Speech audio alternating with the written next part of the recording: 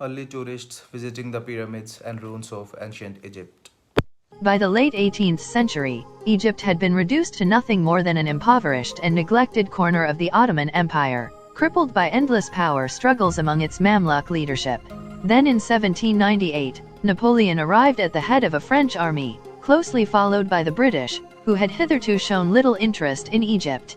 After the French retreat, Egypt became gradually westernized under the Albanian Ottoman Muhammad Ali Pasha, so that by the time the English novelist Thackeray visited Alexandria in 1845, the Nile was lined with steel mills and looked scarcely Eastern at all.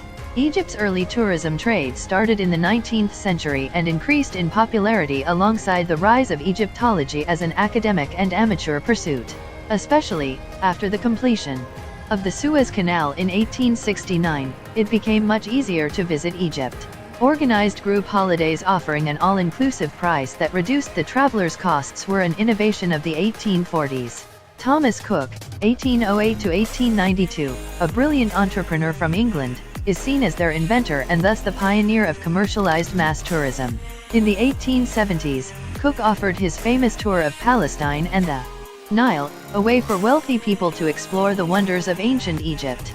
Many of these tourists took pictures in front of the ancient ruins or the Great Sphinx, some of them even climbed all the way to the top of the pyramids. Scores of photographers, seeking to establish their studios, began arriving in Egypt following the tourist gaze. They hauled heavy equipment across the desert to photograph the wonders of the Nile Valley. Some opened studios in the larger cities where they sold their wares to tourists, a few were engaged by Egyptologists to document excavations.